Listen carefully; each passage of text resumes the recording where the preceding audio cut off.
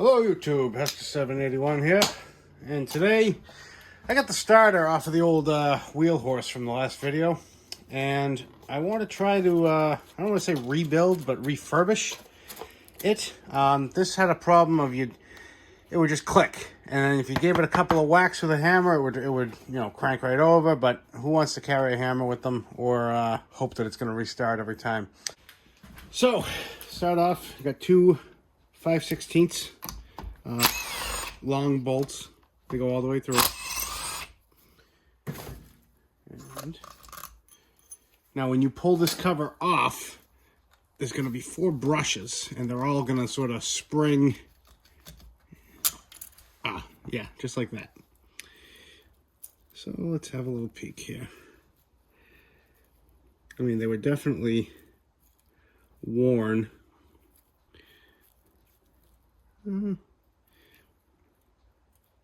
Yeah, I'd say they were nearing the end of their life. And here we have the commutator, I think is what it's called. And a lot of crap inside. Oh, we got a broken magnet. Let me show you guys what I'm seeing. So you see the chunkage right about there.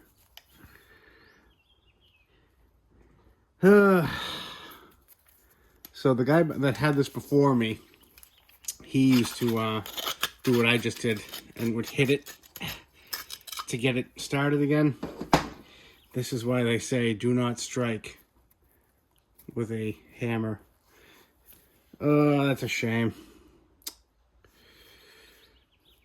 Oh well, live and learn. So we know the starter is junk, but what do you say, for the sake of science and entertainment, we just try to rebuild it anyway.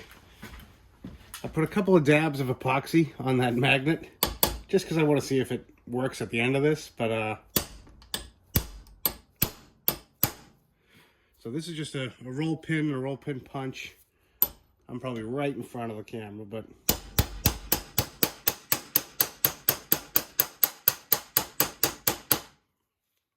she's not wanting to move. Let me try the one size bigger.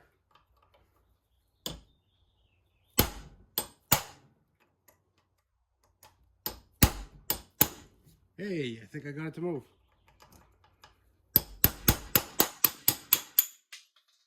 Perfect. So here's the roll pin. And like I said, I just sprayed a little WD-40 on there. Reason we're pulling that off is because I want to change, well, I wanted to change this Bendix, which you can see the teeth are all chowdered up. And I wanted to get it off the armature, because for the sake of this video, we're just going to pretend that the magnets aren't cracked. This is your starter, and you're trying to clean it up. So let me take you over to the lathe. Okay, now obviously not everyone's going to have a lathe. You can easily chuck this up in a drill press. You could easily chuck it up in a drill. You could easily just spin it by hand. But what we're doing is basically taking Scotch-Brite, and we're just cleaning up the copper, because this is all sort of burnt contacts. I don't know if you can see because the light's washing you out, but you'll see at the end. So, noise alert.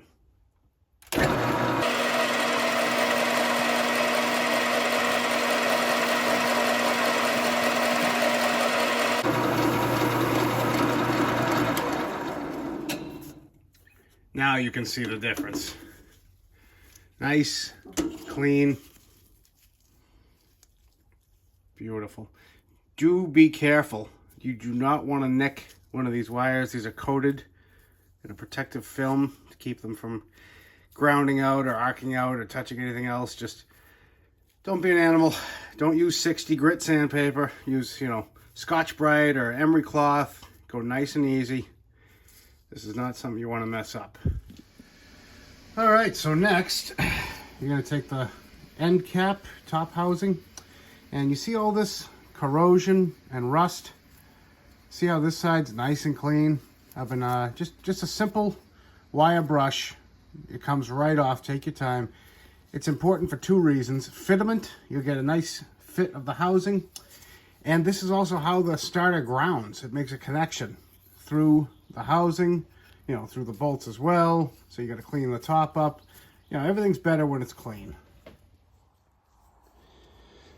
And that's nice and clean now. We're ready to begin reassembly. So, I will start with the nose cone. Let me get you set up. I'm just going to kind of pinch it in here to sort of hold together everything we're doing. And what I'm using is just a little bit of synthetic grease. The thinnest of thin coats. You do not want this thing slinging grease. Oop, let me go where you can see me. So you can barely tell that I've put any grease on there, but it's there. You're going to do it for the same for the back portion. And yeah, so we'll drop that in. Oh, sorry. First, there's this little wavy washer. Drop that on, down into the hole. Spins nice and free. Can't seem to keep you guys in a good viewpoint. All right, so next, the housing. The notch side is always the up side because that's where the battery post is going to be. The bolts are only going to go through those holes, so you have to kind of, yeah, just like that. See, now this is so loose. It's on there beautifully. To check your alignment, because I can't see because you guys are standing in the way, you can kind of drop the bolts through just to get you close. And yeah, that's about where we want it. Now, here's the part I'm using. I think it's that one. It's an older Briggs starter cap. The more common one I already had out on the bench because I thought it was going to be that. This is the part number for it. But this was plenty old, and no surprise there. So here it is, bronze bushing. See these old tongs? Those are your best friend because they are going to hold those brushes out of your way. At least they should. Make it so this, yep, pops down nice and easy. Keep a finger on it just in case it wants to pop up. Bam. And now you're in. Do not throw these away. These are specialty tools because now you have the ability to pop this cover back off in the future if you ever needed to you know, do this job again or test something or see what's going on. It's a good thing. Good to hold on to kind of thing. And we'll just tighten these down. Just to 5/16.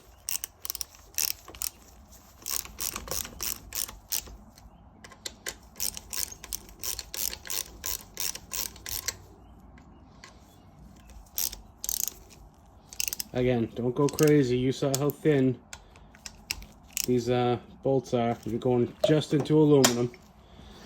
And now you can flip her back over. Will it fit that way? No. But it'll fit that way. Maybe. Stand by. So at this point, if you weren't working with a junk starter, let me get that out of your way, you'd be replacing the plastic gear for the that engages the flywheel. You can see this one, all that damage, all those chipped teeth. This isn't even the worst one I've ever seen, but here's what a new one looks like, and it will go on to this shaft two ways. It'll drop in, you try doing it through a camera. It'll drop in that way, or it'll drop in that way. That way is incorrect. you want the little bevels on the teeth to be facing up, so that when you do engage the flywheel, it's going to slide its way up and in. Just an FYI. So, you would take your new gear, put it onto your thinly greased shaft. Honestly, oil. A thin oil would probably be better for this part, but I digress. Slap this piece back on. Drive your roll pin through. And done. You're ready to go. But we know this starter is dead to the world, so we're just going to test it for the hell of it.